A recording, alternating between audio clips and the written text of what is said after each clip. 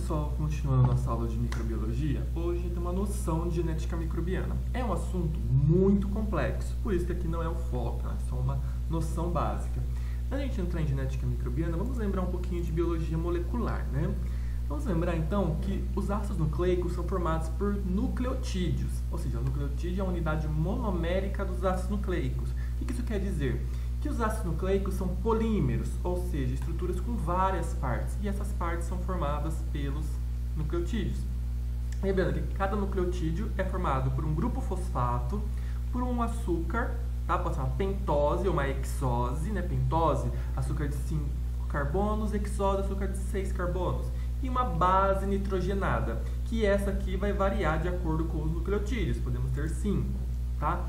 Então, temos dois tipos de classes de bases nitrogenadas, as purinas e as pirimídicas, ou as bases púricas e pirimídicas.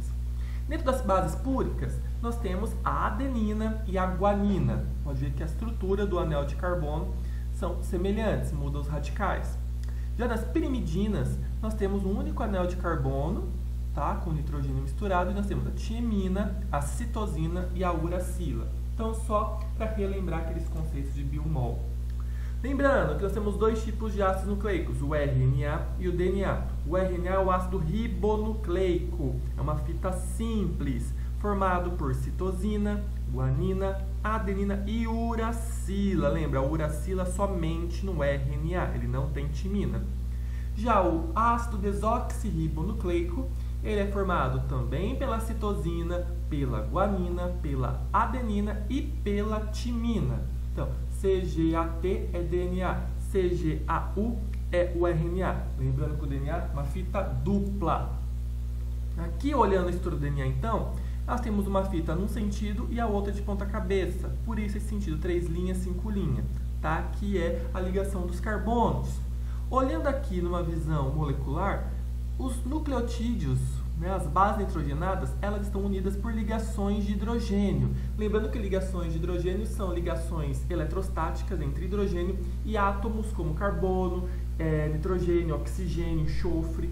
Então, forma como se fosse uma escada onde os fosfatos formam os corrimões, né, vão seguindo, e a ligação entre as bases nitrogenadas, os degraus. Tudo bem? Então, enquanto um está no sentido 5 linha, 3 linha, o outro está no sentido 3 linha, 5 linha, de ponta cabeça. Sempre timina se unindo com adenina por 2 ligações, citosina com guanina com 3 ligações. Então, na hora de quebrar essa ligação, essa ligação tripla é mais difícil de quebrar do que uma ligação dupla.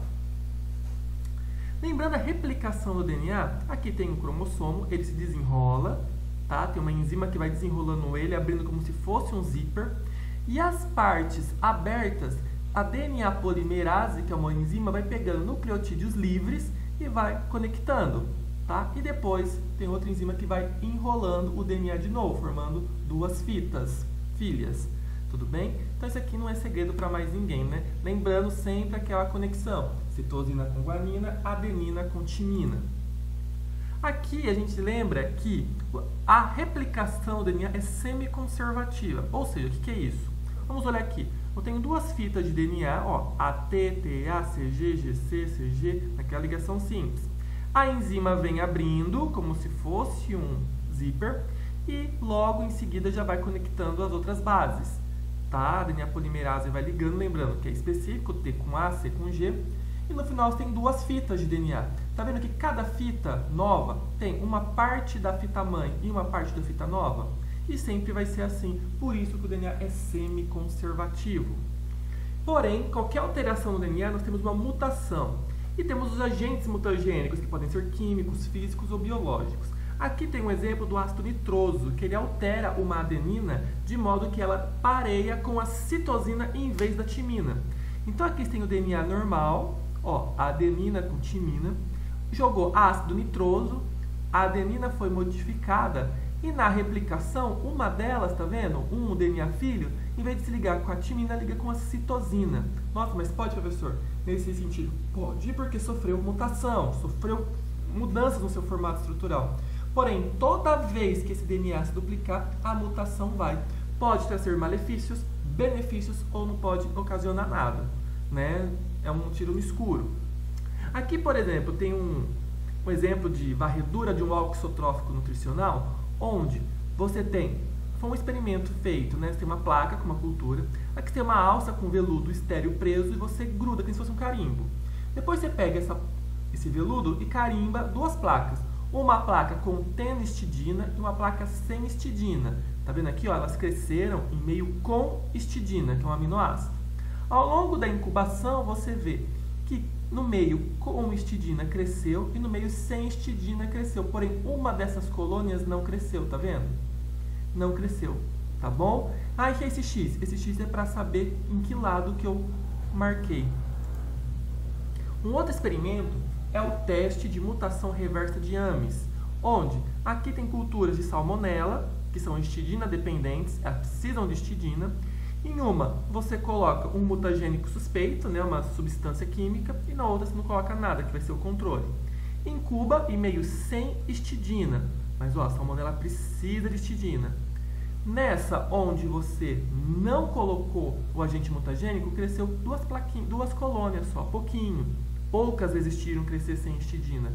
Já nessa aqui, eu coloquei o agente mutagênico. Então, esse agente mutagênico causou alguma mutação nas bactérias, na salmonela, que fez com que ela não fosse mais dependente de histidina, ou que de alguma forma ela produzisse histidina. Aí, só estudos metabólicos para definir. E ela cresceu perfeitamente.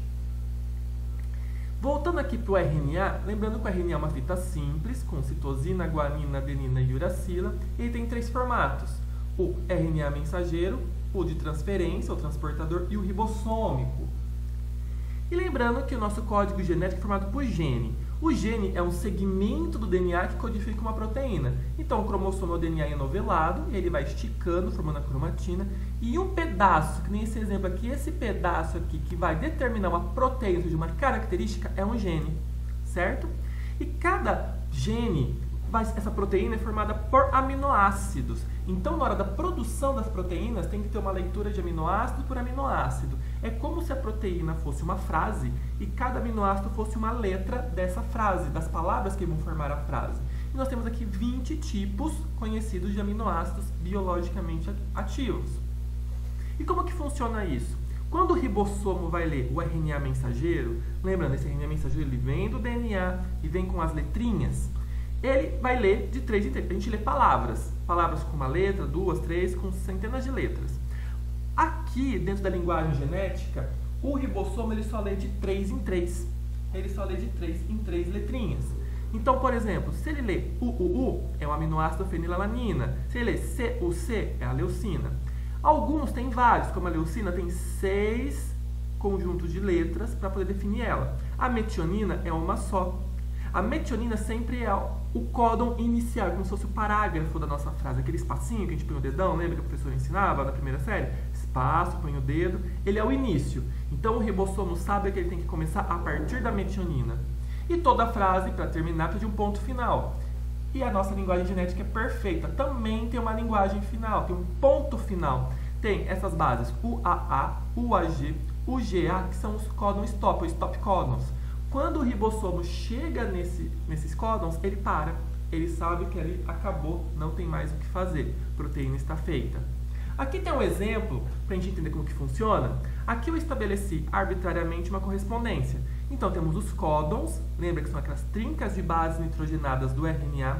E cada códon, lembra, representa uma ou alguns, né, aminoácidos. E aqui eu coloquei letrinhas, tá? Espaço, ponto. E aqui tem uma sequência de RNA. Que frase eu estou formando aqui? Ou seja, qual proteína eu estou formando? Então, ó, GUC, você procura, GUC aqui é O. Então, colocou AA, espaço, AUC é o C. GUA, a gente procura aqui. Aqui, ó, UG, cadê? Aqui é o D. E assim você vai indo. Se você ler tudo, vamos ter essa seguinte proteína. O código da vida é universal. Então, essa sequência de bases está dizendo isso aqui. E ela termina no ACU, que é o nosso ponto final. Tudo bem? Tudo, mas assim, na biologia, lá no ribossomo, no RNA mensageiro, não vai ter esse espaço. Aqui eu separei de 3 em 3 para uma melhor visualização nossa. Lá não, tá tudo junto. Ele vai lendo de 3 em 3 e juntando. Cada 3 bases, ele liga um aminoácido. Quando ele chega aqui no final, aquela sequência de aminoácidos que ele grudou é a proteína. Que aqui eu chamei de frase. E lembrando sobre síntese de proteínas, lembrando, o DNA, a partir do DNA eu tenho a transcrição para o RNA e o RNA eu tenho a tradução para a proteína. Ou seja, olhando aqui, o DNA tem aquela fita dupla, o RNA vai codificar uma parte de uma das fitas, né, que seria nosso gene, e o RNA, que esse aqui vai ser o mensageiro, ele vai ter a mensagem, vai ser lido pelo ribossomo, de 3 em 3. Então, como é isso aqui? GUG é valina, CAU, histidina, CUA, lisina, e por aí vai indo. Tudo bem? Então, como que funciona a transcrição? Você tem o DNA, a enzima vai abrir uma parte desse DNA, não vai separar inteiro, vai abrir uma parte onde eu tenho o gene que me interessa. A RNA polimerase vai ler esse pedaço formando um RNA mensageiro com as bases correspondentes. Então, CG e AU, lembrando, né? AU, porque o RNA tem uracila, não timina. Vai fazer essa leitura e daqui eu vou ter um RNA mensageiro. Esse RNA mensageiro vai ficar ali parado, onde vem o ribossomo. Lembrando que os ribossomos são formados por 2 subunidades. E ele se liga. O primeiro aqui é o G, que ele vai ler. Ó, tá vendo? Cada pauzinho desse aqui é uma letrinha. Aqui eu estou mostrando essas 3. Esse aqui é o nosso códon, que está no RNA mensageiro. E aí vai vir o anticódon, que está no RNA transportador. O RNA transportador ele vai trazer o aminoácido e ele tem que conectar especificamente. E lembrando que em procariontes, o único RNA mensageiro pode codificar mais de uma proteína. Aí ele se liga. A próxima sequência, UA. Aí vem o outro transportador trazendo a leucina.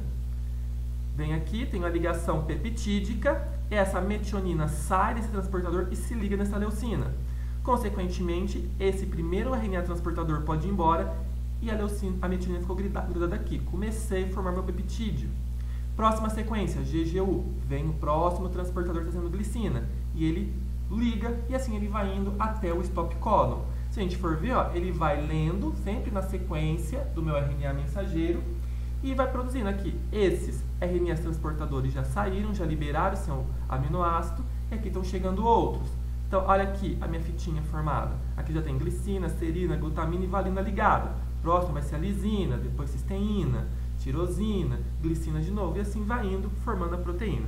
Lembrando que isso aqui é só uma revisão, porque vocês acabam vendo isso sempre. Tudo bem? Então, por enquanto essa parte, daqui a pouco eu volto para falar da parte bacteriana em si. Tudo bem?